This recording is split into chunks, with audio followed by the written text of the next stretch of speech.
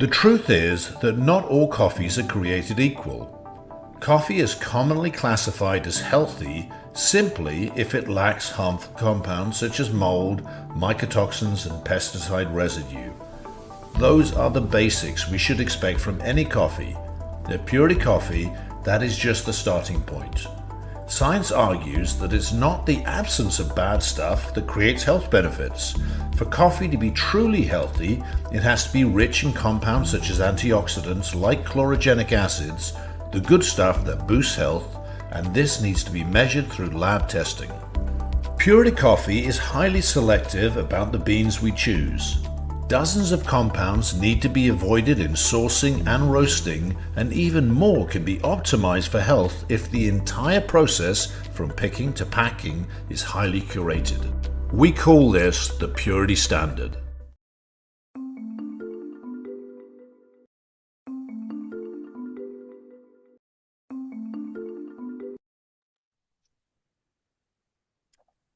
Welcome, everyone, to Sovereign Sisters Podcast. I'm your host, Angela Atkins, and today we're going to do a deep dive into the unknown, the mysterious, and the downright unexplainable. Today, I'm thrilled to welcome two incredible guests to episode 50 of Sovereign Sisters Podcast. These ladies are making waves in the world of the supernatural. Lisa Gembitsky and Juliet Adams are the founders of the Cryptid Women's Society.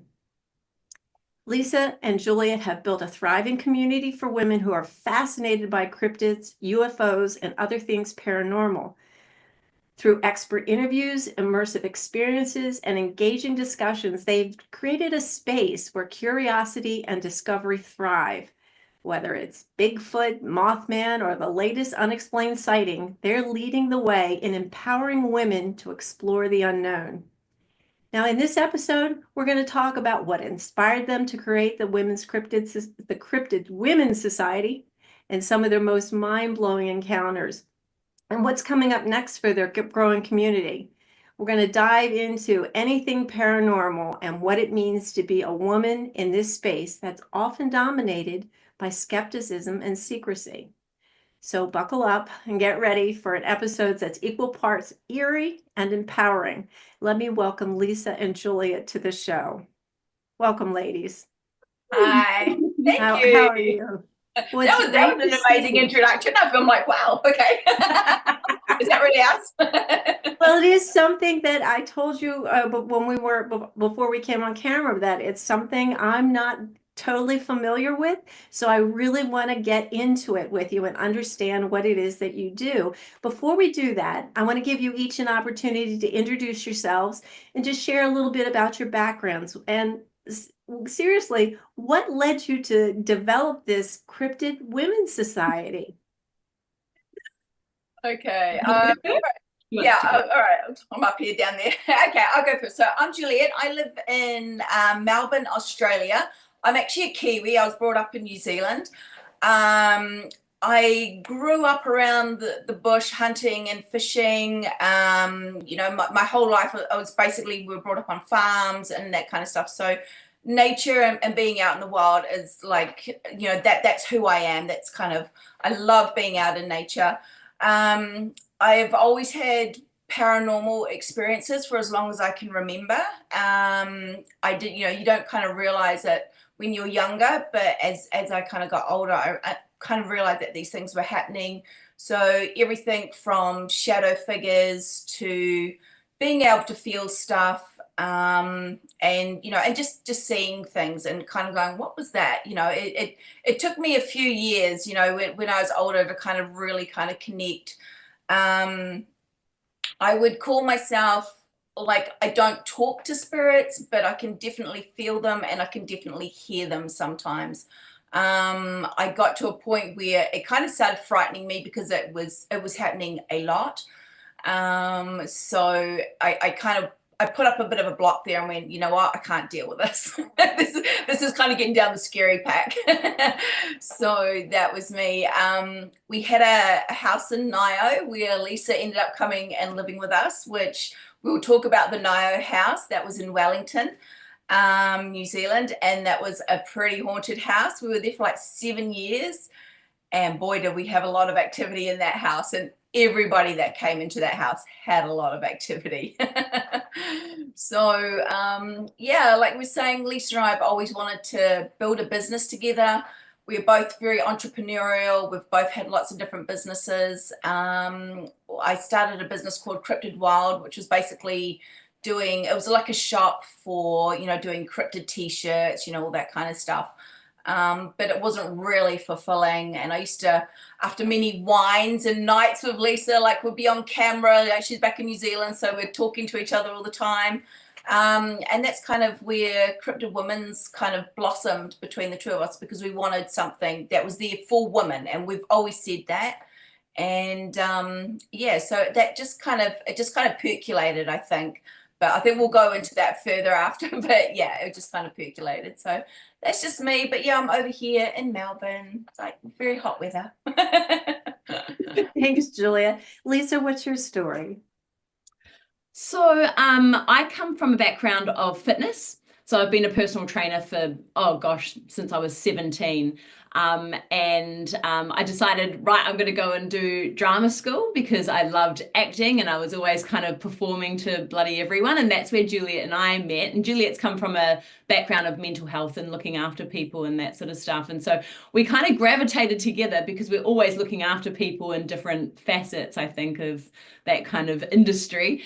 And we went to drama school together and we did 2 years worth of acting and performing and had the best time I think we've ever had in our lives, and got told off a lot, and had the director of the school come running up to us when we were doing some stage fighting and we were pretending to be Egyptian fighters and throwing each other on the ground, and he was like, stop, and we're like, we're just pretending, and he thought we were having a real fight, and fair enough, because I hold a black belt in martial arts and Juliet's done martial arts for years and years and years as well, and so we can kill each other, but we weren't. So yeah, we were trying to react to a whole fight scene and we are like, oh, let's throw over the table, like, yeah, let's do that, and he just came in like the biggest panic, so it was pretty funny.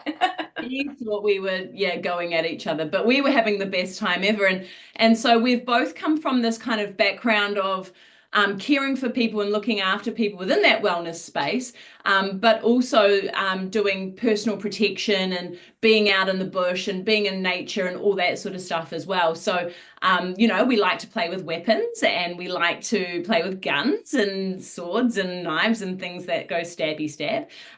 But we also, go hunting and end up in the bush most times. And so kind of going through that sort of phase, then, Juliet started ringing me and saying, I've got this business, I need help and I need some ideas and stuff. And at the same time, I've come from I guess throughout my life, I've always seen bits and pieces, certainly not as much as Juliet is connected to that stuff. But I tend to see a lot of UFOs. So I've got her on that one. So I'm like, in the sky, why is it flashing its lights at me? This is weird. And so there's just been some really, really odd occurrences. And when you look back on your life, I'm in my 40s now, and when you look back on your life, you kind of go, oh, why did that situation happen? Oh, what did that mean? Or why did that occurrence happen? And we're not big believers in coincidences. I think there's only so many coincidences that can happen until you then go, there must be something else driving this. And I'm a firm believer that Juliet and I were brought together for a reason. And, like Jules said, we lived in a haunted house, and that was a very interesting space because I'd never been in that sort of space before. I was raised as a very strict Christian family. We weren't allowed to listen to rock music. We were only allowed to listen to Christian music because that was safe. And still these things were happening, but nobody was explaining it to me. It was just good or bad and no gray area in between. And so living with Jules in this house, I kind of had that real kind of eye-opening experience, epiphany, if you will. And then from there on in, we both knew that we wanted to create something together. And basically we went through this whole process of what is this going to be? And the universe just kept slapping us in the face with its giant pushing us into the right direction. And I feel like our journey through Cryptid Women's Society has literally been that learning to listen to what we're being told versus doing what we think is right. Actually stopping and listening to where we should be going. And when we do that, the right people come along and doors open and opportunities happen. And to the craziness of it, like it really, it's not small little opportunities. You're talking giant opportunities that are showing itself. So it's a really fantastic place to be. And thank you so much for having us and sharing our story. It's cool. Oh, well, I'm really grateful that you ladies accepted, because this is so interesting. And up until you got to the martial arts part, we had so much in common. I too, I have a degree in theater. I worked in theater for years locally, and I went in, to other things after that, but now I'm in the wellness space also as an integrative health and nutrition coach. And I'm thinking, wow, this is so unique. And then you went off into martial arts, and I said, no, I'm not there. But the guns, yes, I get that. We too like that, going to the range and things like that. But that's an aside. Well, like in New Zealand and Australia, there's not a lot of guns here. We don't have guns. You can't carry, can't do personal carries or anything like that. So we're stuck with stabby weapons and other fun stuff. Like, yeah, you have like your guns on the farm and that kind of stuff. But yeah. But we're not allowed. Yeah, well, here in the United States, we're a country of more guns than people. So yeah.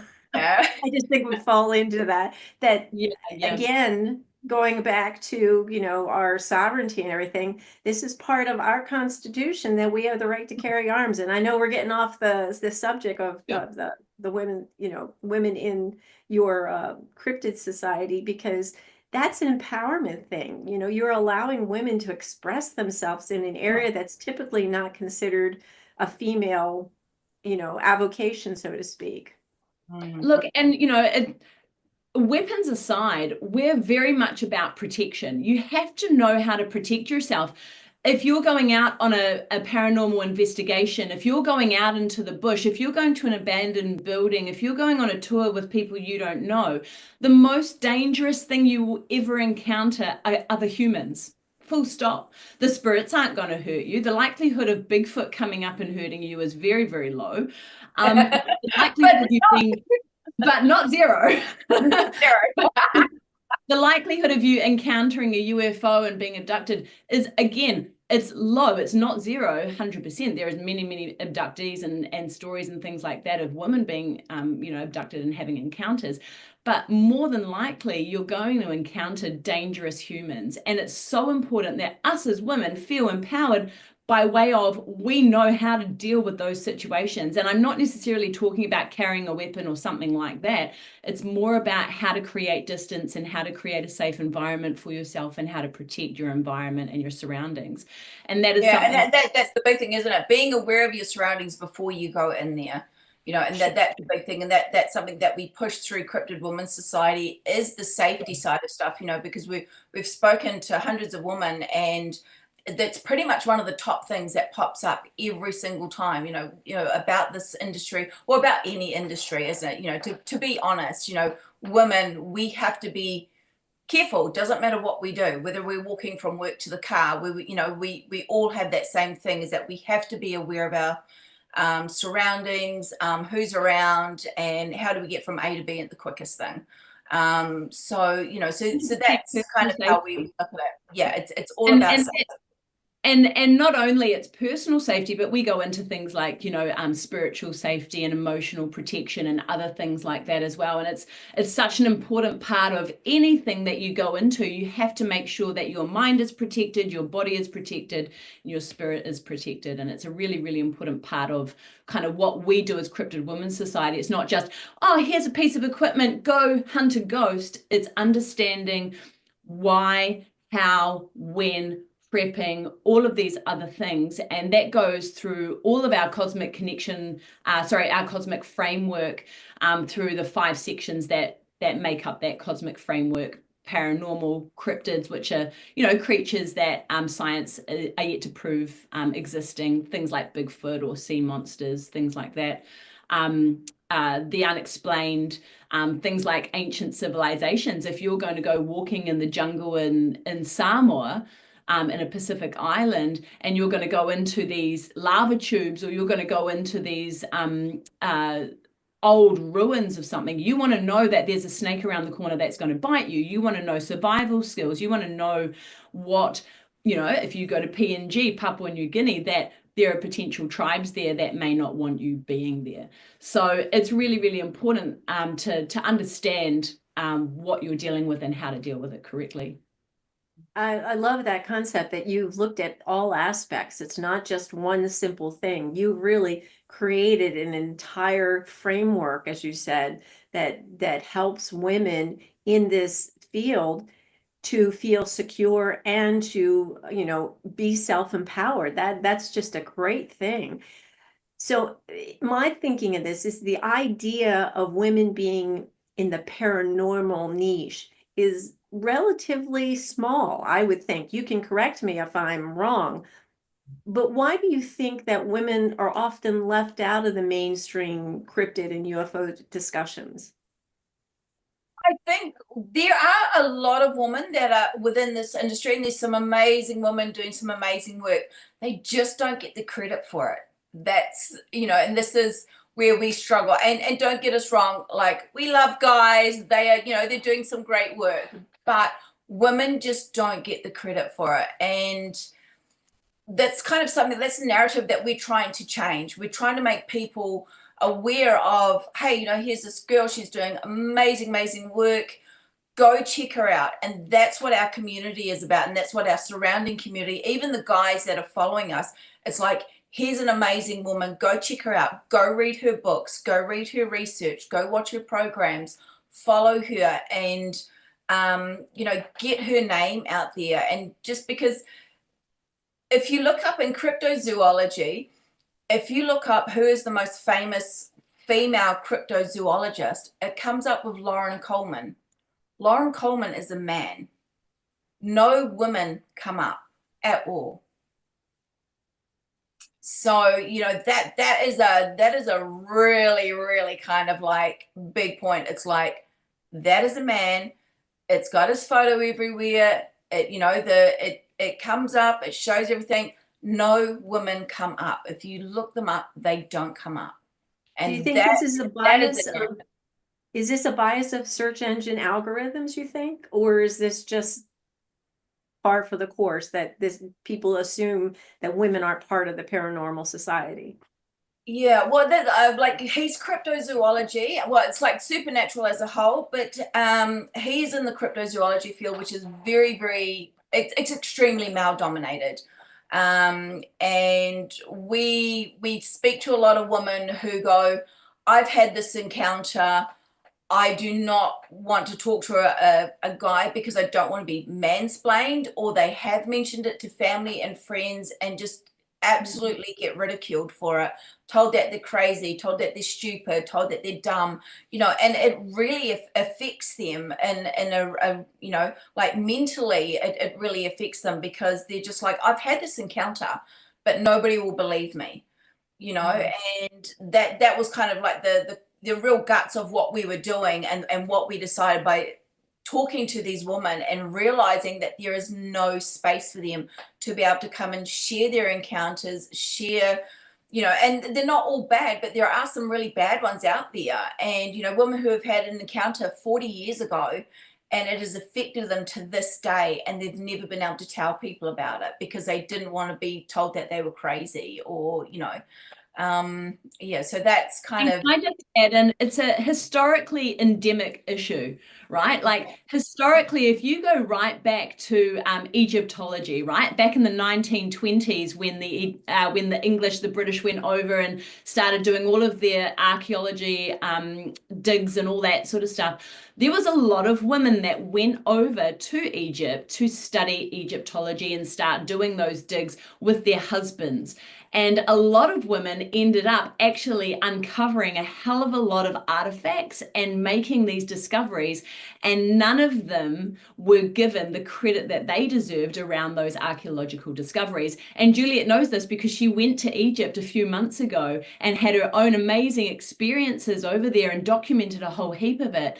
And to think that these women went over there with their husbands or with their groups and they got no recognition for their discoveries, it is simply historical. And so when we talk about being in the industries that we're in, I mean, we cover 5 different major parts of the supernatural space. So paranormal, ufology, cryptozoology, strange and unexplained, and then cosmic connection. So that goes into our wellness and telepathy and herbology and all of these other kind of parts that fit into that space.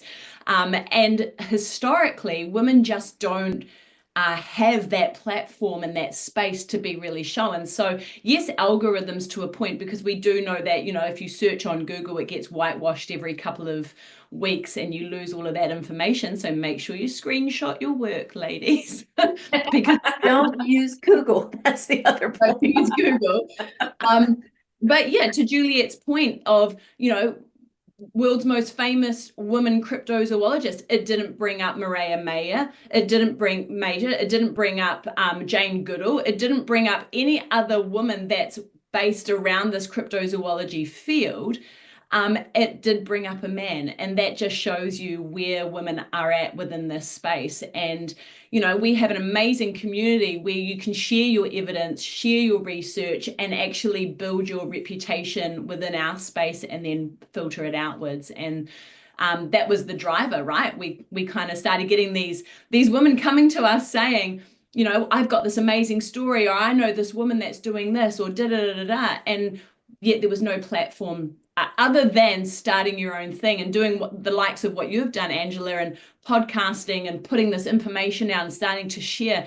And it's a hard slog. It's a really, really tough environment to be in. And most people, men and women, don't continue on. Like we were saying, it's only got a 3-month lifespan. So to get it past that, it's a real feat. And we really just want to make sure that we've got this platform for women to come to and share and have this amazing experience, and a safe space to come and share their experiences in.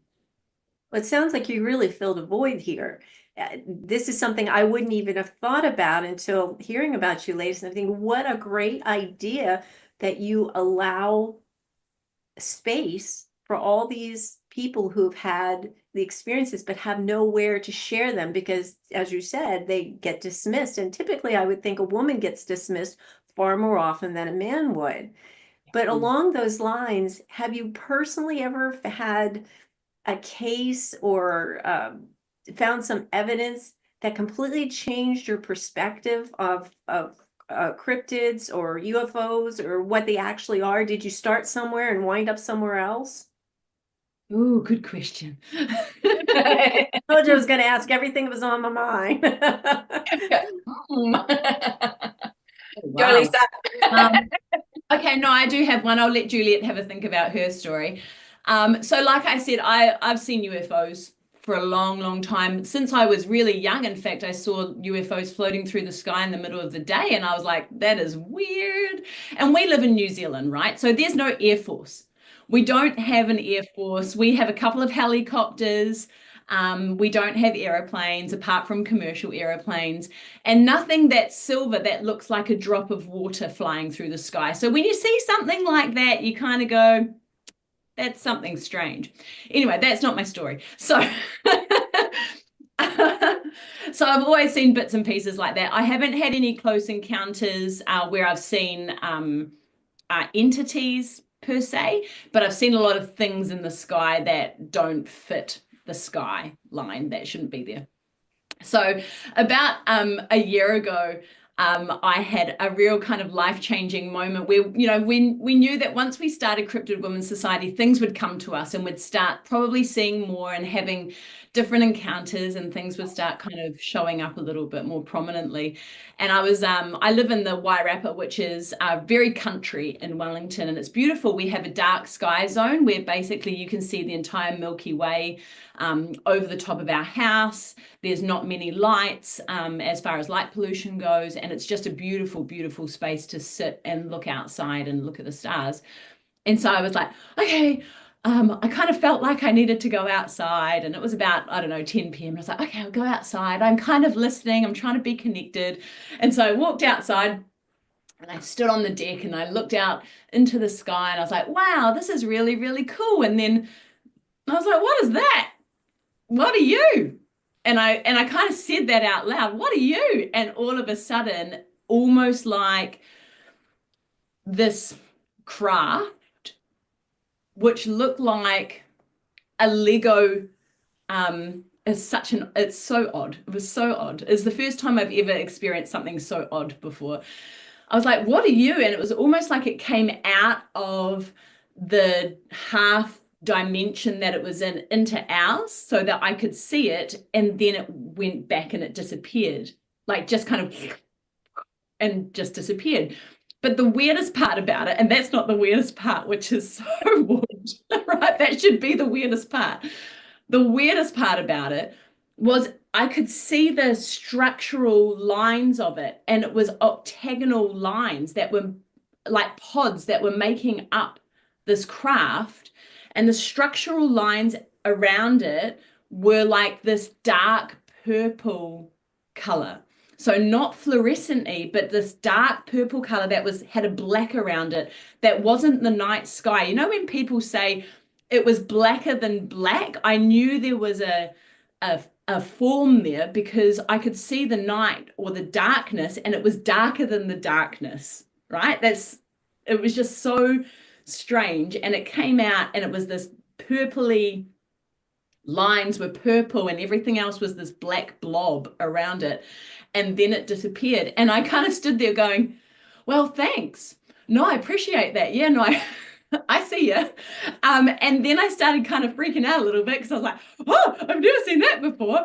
And so getting crazy phone calls in the middle of the night. I'm like, what is going on? Just saw a UFO. And he was like, all right, you weirdo. And so I ran into the bathroom and I just sat myself down because it was like almost 11 p.m. by that time. And I was like, who am I going to ring? Hi, Juliet. Are you asleep? I just saw a weird UFO. It's like 1 a.m. Well, I love your reaction. I love your reaction that you said thank you. I mean, I think most people would just be frightened and run away, but your acceptance of that, I think, speaks volumes of how real they are. This isn't fantasy. You're not making this up. You're not seeing a vision. You see something that's actually there, and that's what I think people don't get. They want to like, oh, I don't think so. I'm going to stay away from that. But that, yeah, I'm a true believer in reaction. I think we've been taught to question what we see. And I think these days it's far harder with AI and all that sort of stuff coming out. It's far harder to accept what you see as truth, right? But when you see it with your own eyes, I think it's far easier to accept that as truth. And the other thing that comes with seeing a UFO or something along those lines that you know is not government, it's not military, it's interdimensional. You get this feeling that fills you with, I mean, like my feeling of what I felt that night was, hi, here we are. Hey, how are you? And it was just like, oh, you. I felt so privileged and so accepted, and just, come on, we'll come and see you soon. And I was like, all right. So if we get abducted, it's going to be her fault. But do you think maybe that your sense of acceptance is recognized by their consciousness or something, that that's why it's easier to appear to somebody who's willing to accept that they're real beings of some sort, that rather than somebody who would deny that.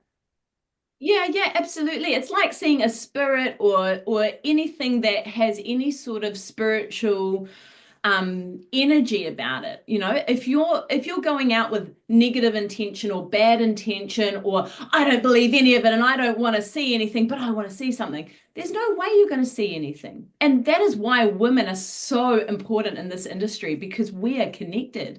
And it doesn't matter if you've seen something or not seen something, you're still connected to the energy of the earth. Gaia, Mother Earth, that's why it's called Mother Earth. That's why it's called Gaia, because we're women and we are connected to that energy flow that fills the earth and that encapsulates it. And whether or not you deny the fact that these things are real or not real or whatever, that's absolutely fine. You have that choice to make those decisions around what you believe in. But it's undeniable that women have this strong connection to nature, to animals, to the earth, to the energy that flows through it, because we give life. You know, Exactly. that's why we're so important. And that's the thing, isn't it? Like, and that goes into research as well, and how a woman does paranormal hunting and how a guy does paranormal hunting. You know, that we come at it from different angles. You know, we women, you know, got, you know, it's a known thing. Guys go, oh look, these are ghosts, ha ha ha. But women will go and go, okay, like, we're coming from a different angle. How's this here? You know, what is that spiritual connection? We feel very, very differently, and we look at it differently, and we get really great answers. And, you know, maybe that's why guys don't like it. But, you know, do they see us as a threat of, you know, kind of coming in on their territory? You know, that kind of stuff is very, it's very interesting, isn't it? So, Or is it because you bring something different? You bring more intuition, more heart-centered things to the space that maybe the guys aren't used to. They don't understand. Yeah, exactly. Yeah. Yeah, oh, look, it happens in every industry. You just go and look at CEOs, right? CEOs of businesses, and the number of female CEOs and the number of male CEOs. And it's a terrible environment to be in when you're a woman trying to get up that ladder, because you're just totally shunned, and you have to really kick and bite and tooth and nail to get up to that level. It's almost like you have to deny your womanhood. Yeah, then they start taking on those masculine kind of things, and they start acting like men, you know, and that's where a lot of the issues come from. To try and balance that and get into that space. And I think that is a real driver for us in this space. You know, you look at archaeology, if you take some of the mainstream sciences that we delve into as well, and we have some amazing women that have PhDs and masters and are phenomenal scientists that are a part of our community, right? And you look at kind of what they're doing as far as their research goes, and it's amazing. At the same time, they still have to compete within that space to have their research heard and their research known. And given there's a lot of amazing men out there that literally go, thank goodness you're here, because we need you, you know, and they really understand that intuition and that understanding of connection and everything else, and view women as a really valuable asset within the team environment. And then there's those other spaces where you really have to fight to get your voice heard. So I understand the word cryptid usually applies to like a flesh and blood creature, but there are other theories out there that they could be interdimensional or just manifestations, you know, people conjure them up, and they could be even time travelers. But in your research, what do you believe these cryptids are? Are they biological? Are they supernatural? Or are they something else completely different? Yeah, well, I think that's where we came up with our cosmic connections, because we believe that they could be all of the above. You know, the whole interdimensional stuff has come up a lot, even on Expedition Bigfoot. You know, that they've got some amazing footage of, you know, they're basically filming, and like a shadow figure goes across of like a Bigfoot in front of them. but it's not behind them. It has to be in front of them, and it disappears, you know. And there's many cases of, you know, Bigfoot, for example, is like the most common one of these things coming and going, and they reckon that's why they can't find them, is because it's like you can't find bodies, you can't find, you know, a lot of stuff around them. It's because they're interdimensional, so they come and they go. There are always there are a lot of orbs and stuff around Bigfoot. You know, when there have been Bigfoot sightings, there are orbs. They've been seen in ships. They've been seen in spaceships. That one, I'm questioning that one. Bigfoot's, you know, flying a spaceship. But you know, there's all these connections of, you know, yes, it could be a living being, but yes, it could be coming from another dimension, and it has supernatural abilities. So it's very. And can I build on what Juliet's saying? So just to take it back a giant step, for anyone that doesn't really know what cryptids are what the industry deems as a being within cryptozoology. So there's two kind of different sides of cryptozoology, which is the science around cryptid hunting or cryptid creatures. So you have cryptozoology, which kind of comes down this side, which looks at animals that could still be existing or do exist that science is yet to prove. So mainstream science is yet to prove. So you're talking about the Tasmanian tiger in Australia, the thylacine, which was said to be extinct in 1938, but there's still thousands upon thousands of sightings every year coming out of these thylacines. So in cryptozoology, that's one of our main cryptids that we like to try and look for, because there is evidence to say that it still exists, right? And then you've got what we like to call paracryptozoology, where you kind of go down this other side and you bring in things like indigenous culture, the folklore around those indigenous stories, the lore of the land, the legends, the myths, the idea that potentially these creatures, i.e. Bigfoot, may not be biological animals, primates per se. They could happen to have these extraterrestrial, maybe roots, this interdimensional stuff, these superpowers, or whatever you want to deem it as. So we find it much easier. There's all these pathways that cross, especially when you do what we do, which is going into the indigenous cultures and the stories behind it. And we see these as the baseline. You know, when we talk about Aboriginal culture that's in Australia been living on the land and caretaking the land for 60,000 plus years, the cradle of life, if you will, you know, where the South Pacific came from. You're talking about the Māori people in New Zealand that have come from Polynesia, that have been around for thousands of years as well. The Lapita people in Samoa and through the Pacific Islands that never get talked about, but they were there 3,000 years ago. And so when you start looking into this indigenous kind of cultural folklore throughout the South Pacific, it's a phenomenal look back into the past to then move forward into what could be now. And we love to put these little pieces of history together and kind of rewrite the mainstream narrative that we've always been taught that we know is incorrect. We know it's just not quite right, and it doesn't fit into what cryptids are, because otherwise we would be able to find them now, or we would be able to kind of assess whether or not they were still here or not. So I just wanted to kind of give that difference in comparison to cryptozoology and paracryptozoology, and where those kind of sit within the and when we pick subjects, Lisa and I will pick a subject, and then basically we will both go and research it from our own points of view. We don't tell each other. We give each other like little snippets and be like, oh, I found this, you know. But we don't know. When we do our lives, we come together and we tell each other. Sometimes we have the same stuff, but sometimes we come at it from completely different angles. And, you know, we could be talking about something, but you've got like this missing link in between. You're like, not quite sure where this fits, but there's A and there's C. But then I could come up and be like, oh, actually, I've done this. And we're like, oh my God, that's ABC. You know, it's real. Yeah, we're kind of like, yeah, I like that. Well, that's great. I love the explanation you gave, Lisa. That was really good. I think for somebody like me who didn't have quite a good grasp on it, that was really very clear. And I think hopefully many people will benefit from that.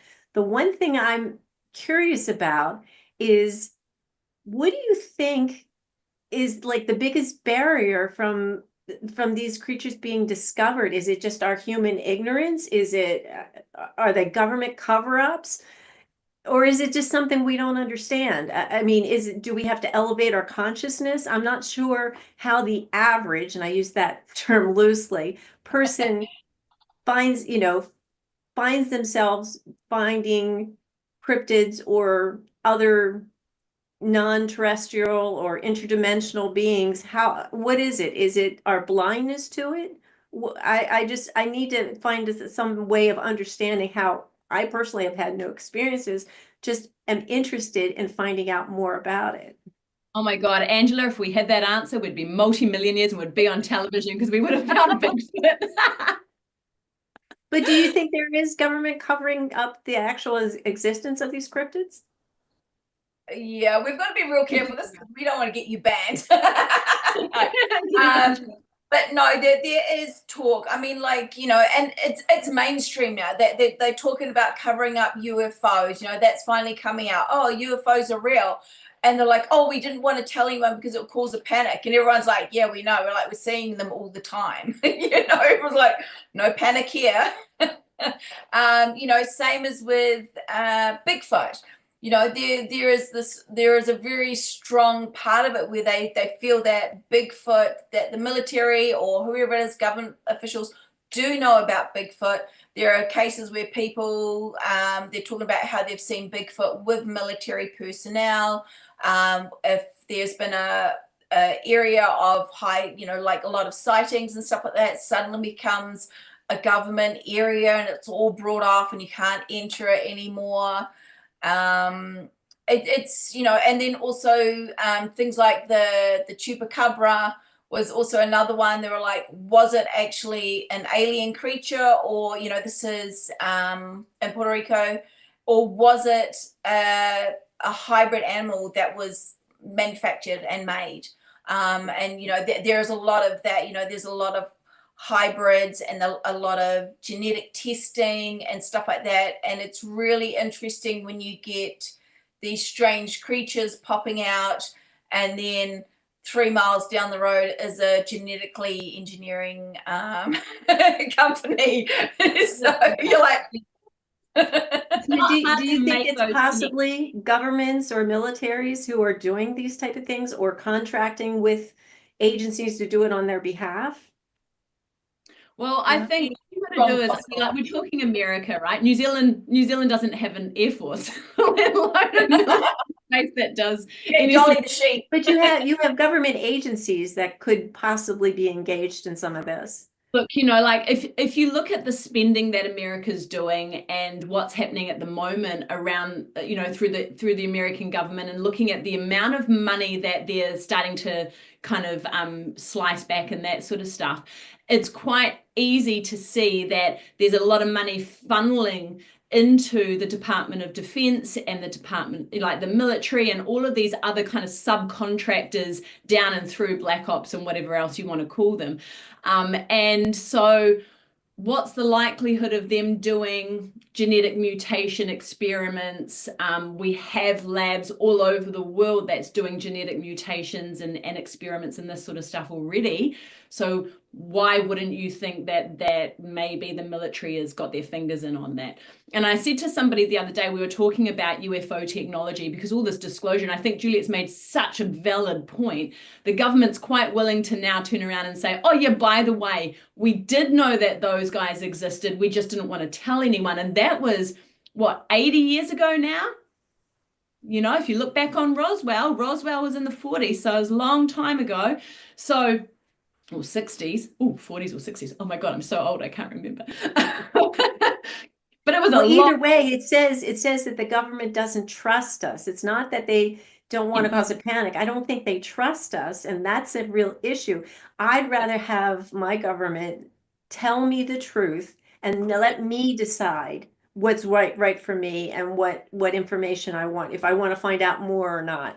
This whole idea of cover-ups or intentionally hiding, the existence of cryptids or extraterrestrials really seems to be a government that doesn't trust its people.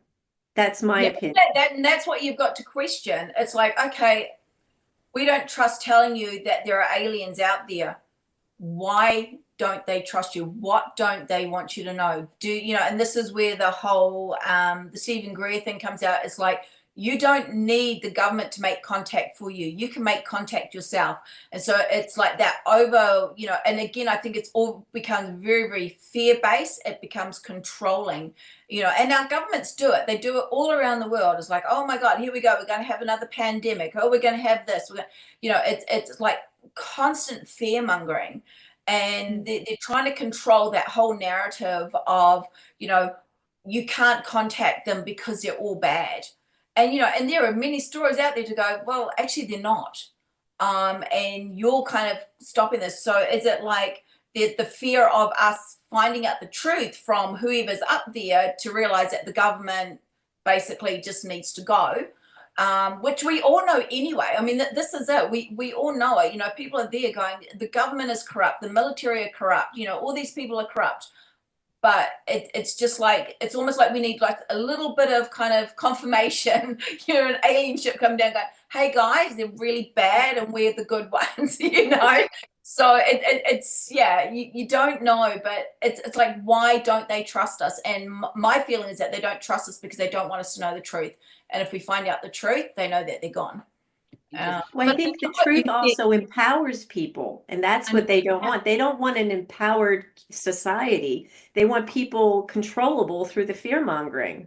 Yeah. And I like what you said, Angela. Sorry, I was just going to say, I liked what you said before about elevating your consciousness, right? And that's one of the reasons why we have Cryptid Women's Society, so that women can come in and talk and share and research and build their confidence in themselves, but also in what they're choosing to do as far as researching and investigating. And together, neurolinguistics says that we all enlighten ourselves together. We all go higher into this higher consciousness, or up through the chakras if you want to, go into Indian, or, wherever you want to go to within that kind of perspective. The higher enlightenment you have, the higher your cells vibrate at, the frequency that you're at, the more you're connected to these things, and the more you understand and the more knowledge you get. And that fear that Juliet's talking about, as far as what the government puts on top of us, and creates this fear, it stops the elevation. It literally stops you vibrating at a higher frequency. And I talk to Juliet about this all the time. And I'm like, you just need to vibrate at a higher frequency. And she's like, oh God, just shut up.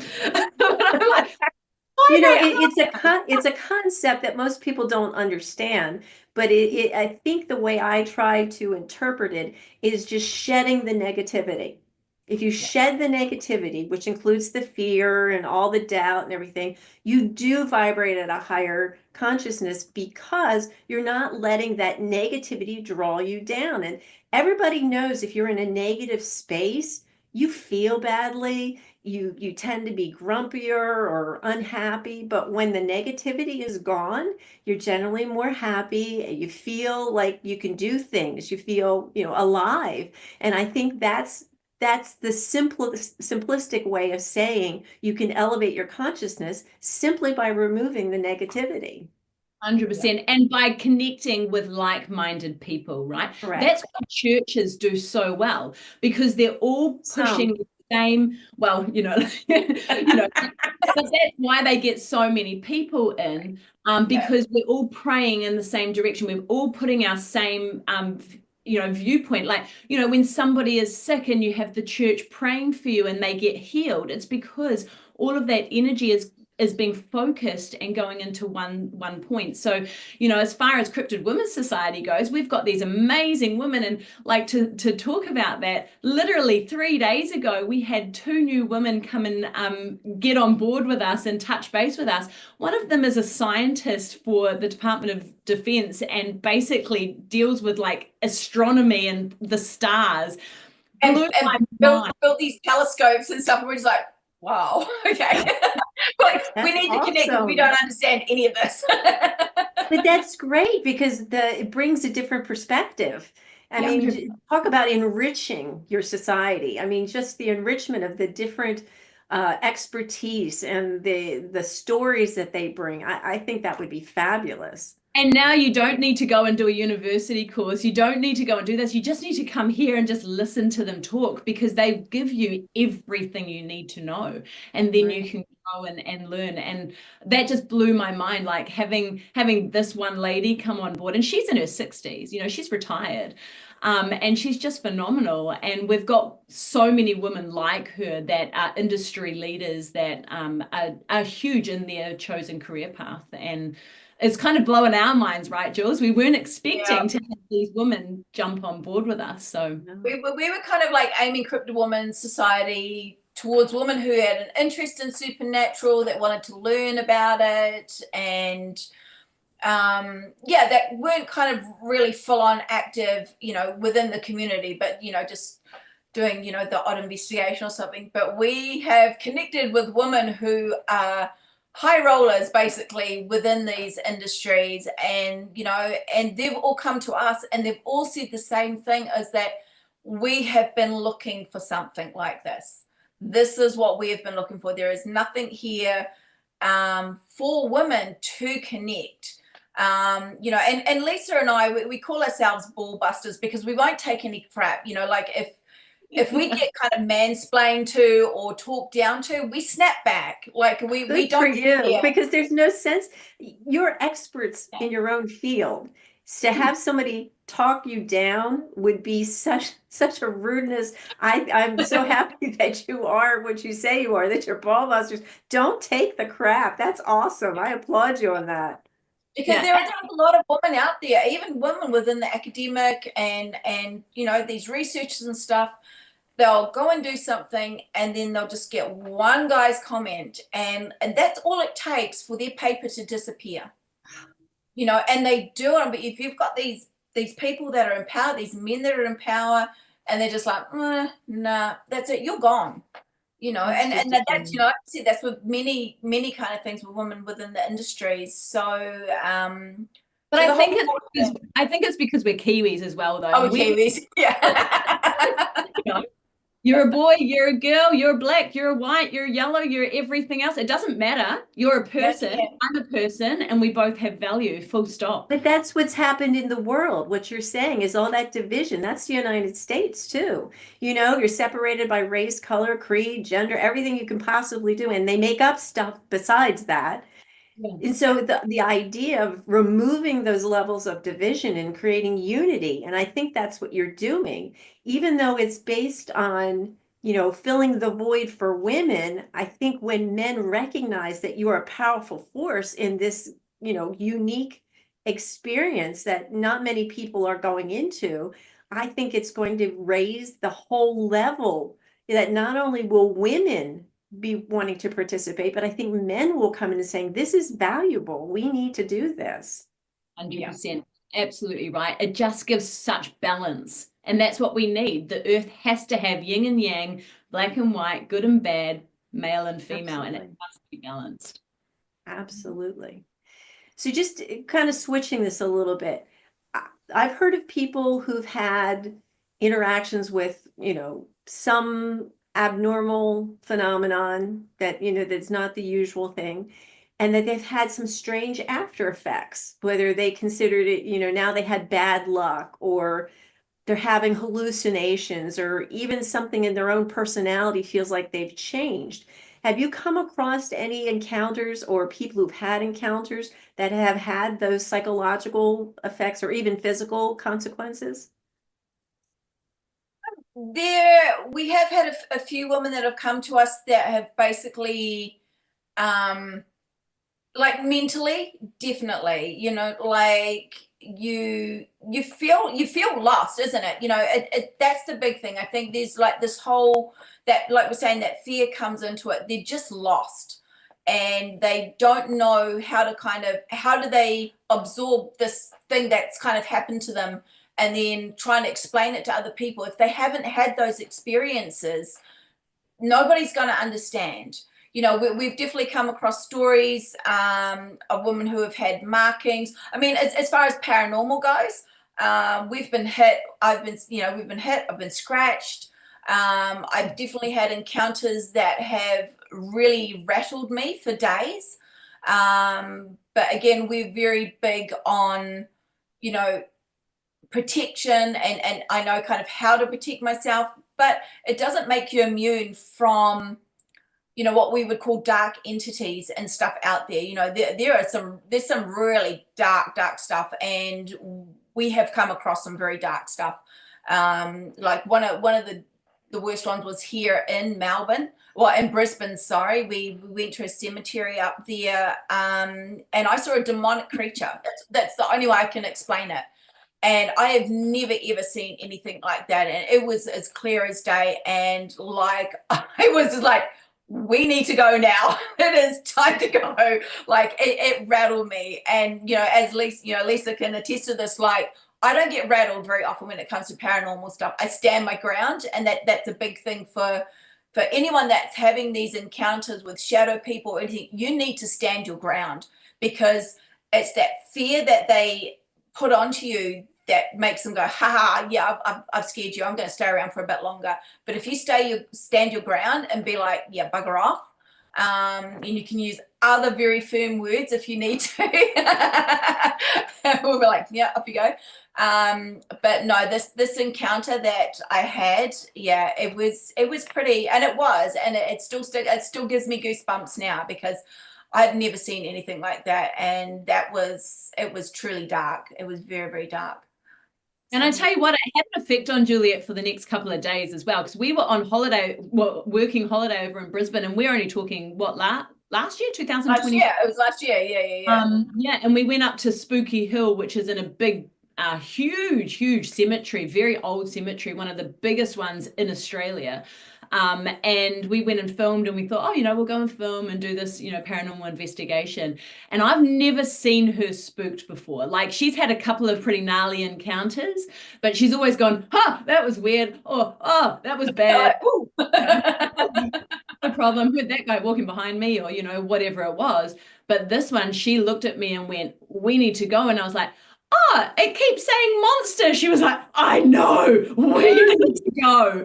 And so, yeah, and I've never seen her that kind of, not spooked, but very much like, we're not hanging out here. This is bad. And so, yeah, it's, and you know, we make sure that we have these practices in place so that we don't take things home with us. And I think that's a really important part if you're going to go into doing cryptid hunting, paranormal investigation, anything of that para sort of space. You have to have protections in place, and then, you know, get rid of that stuff. And not take anything home. And to what you were asking, Angela, I think that's a lot of the issues with what people experience and then continue to experience afterwards. Maybe they've mucked around with a Ouija board, maybe they've done a paranormal investigation, maybe they've been giving out negative thoughts and vibes, like Juliet said. You know, they love this negative energy that we put out, depression and all that sort of stuff, and things can come and sit on your shoulder and hang out with you for a long time. And then you feel like, oh, I'm cursed. Oh, I've just got really, really bad luck. But maybe there's something hanging out with you that shouldn't be there. So basically, they haven't prepared themselves the way you guys are to, you know, to take care of yourselves, to protect yourself from any harm. You have to be physically and mentally able to say, I'm not a victim. 100%. And that's a big part about what we want to teach as well. You know, it's like, if you're going into these areas and you're doing this, there are certain things that you need to be aware of, you know, and that's at your mental state. If you're not in a good headspace, it is not a good idea to go into like a haunted house or you know, somewhere like a haunted hospital or something, or a psychiatric place. Don't do it. It is not a good idea. One of the things that we found really frustrating is you're watching people go in for these haunted tours and these haunted investigations, and there is no protection done before, and there's been no protection. We literally watched this, as we watched these people come off of this at the same cemetery that we were at. We watched all these people come out that had just been on this haunted tour, and they walked out the gate and everyone went, "See you later." And we were just like, what we've just seen up there and what we felt in here and connected with, and these people are now just walking out. There is no protection done afterwards. That they're like, you need to sit there. You need to be like, you need to stay here. You cannot come with us. You are going to stay here. And we literally ended up, there was 3 women that were walking out going, "Oh, we feel yuck. And we went, "Come, we'll do a cleansing. We're literally about to." And they were so thankful. We were like, "You don't want to take this stuff home, because if you feel yucky when you leave a space like that, it's because you are yucky. It means that you're covered in some sort of something that you need to make sure you cleanse and leave behind." And yeah, it's a dangerous thing. And not even if you just go on a paranormal investigation or you're specifically doing these things. You know, the world that we're living in at the moment, there are talks of timelines crossing, there are talks of portals opening. You see this on TikTok all the time, and these videos coming through going, there's portals opening. That means that there's a balance shift, right? This shift in good, bad, whatever you want to call it, is shifting around. And that means that if you have, like what Juliet says, if you have a vulnerable mind and you're not in the right mindset, then you're open to things coming and joining you at the party and at the table, and you don't need that. So one of the things that we do teach within Cryptid Women's Society is protection and cleansing. And one of the things that we're working on at the moment is setting up the academy, which is going to be amazing because it's going to have a plethora of courses and things that our women can learn and delve into and choose what parts they want to be learning from. And from a woman's point of view, you know, it's like, you know, you're going into things like, you know, if I go into the bush, or, you know, if it's your menstrual cycle, should you go paranormal hunting?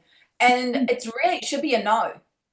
Because that is when you are most vulnerable, and it's never taught. This stuff is never taught to women. It's like, okay, you know, should I be traipsing through the wood that time of the month by myself with this? You're like, probably not. But if you are, this is how you keep safe. This is how you deal with, you know, the hygiene side. If you are in the bush, and, you know, because people don't know this, it's like women aren't taught this. You know, you're just like, oh, I'll just sneak off behind the tree or a bush, and, you know, yeah. So, you know, so we go right into that side as well. So, yeah. And we've got some amazing women that are collabing on our courses at the moment. The likes of Brittany from the Lost Monster Files. If you haven't seen the Lost Monster Files yet, it's showing on History and Travel and Discovery Channel, and she is the lead cryptozoologist there. And so she's come on board as one of our founding members, and she's going to be helping us kind of develop these courses. We've got Stacey, who was on Naked and Afraid. She's a survivalist. Absolutely phenomenal woman, got dumped in the middle of South Africa, naked, and absolutely smashed it. And so, you know, we have women that have this base of knowledge that are willing to share with our members and other women. So we're really excited about getting the academy underway. So this is a perfect opportunity to share where people can find you, how, you know, how to reach out, you know, where do they go? Are you on, you know, website, social media, etc.?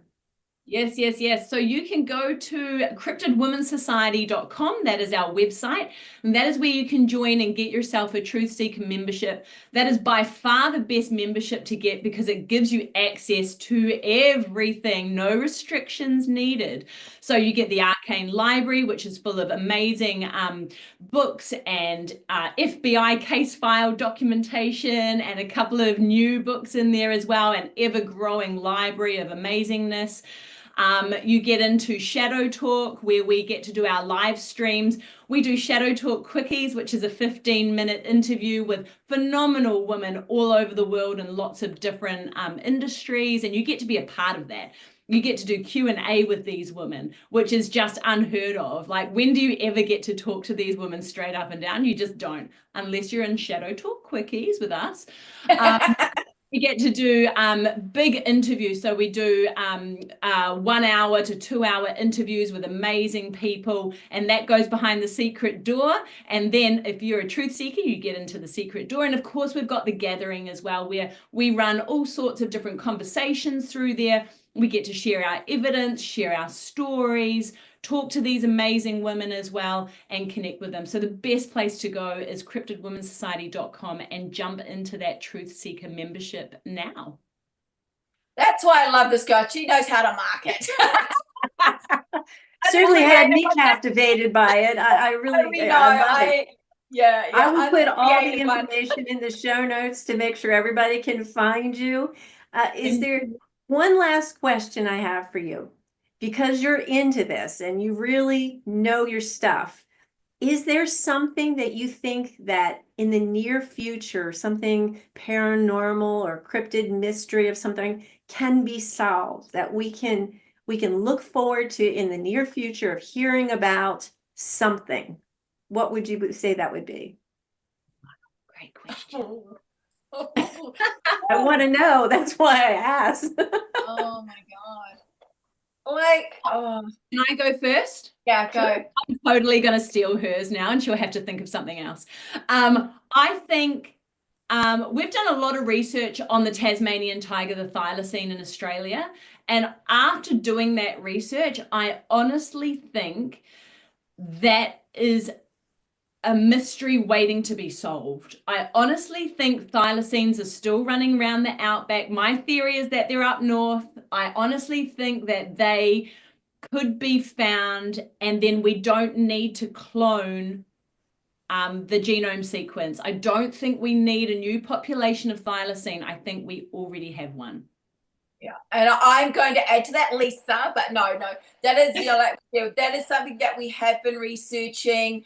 And for those of you who don't know, that they're looking at, doing the basically bringing them back, but with like the gene stuff, and there's a very, very big split between the communities of, yes, we want to bring them back. We want to see what these amazing Tasmanian tigers, look like. But then there's the other side of it going, no, they're still alive. And, we've had reports even this year of them being seen, the thylacine being seen. So I think it's a matter of time. I think there are possibly, they're already known to government in certain areas and certain parks, and that those parks are now protected and you can't have access to them. But it is definitely, it's definitely, we have something brewing in the background. We're looking into this. So yeah. And for anyone that doesn't know, we have Bigfoot in New Zealand. We also have Bigfoot, aka Yowies, in Australia, and we will be doing expeditions to go and search for those big guys. So it's not just the US that has Bigfoot. There's a whole heap of them down around the South Pacific. Yeah, so if you're interested in the primates and stuff, yeah, definitely. It's our ones, like us, all Australian animals, are a little bit more aggressive. They're known to be very aggressive and very grumpy and have giant fangs. So Wow. Well, that's a great way to end it, with some sort of mystery around it that you guys are going to go into and discover more about Bigfoot. And I want to thank both Lisa and Juliet, and implore everyone to go over to the Cryptid Women's Society and take a look at what they have to offer. I think this stuff is fascinating, and I think they're on the cutting edge of what we're eventually going to be seeing. So again, I thank everybody for showing up for Sovereign Sisters podcast, and until next time, God bless. thank you so much, everyone. Thanks, Angela.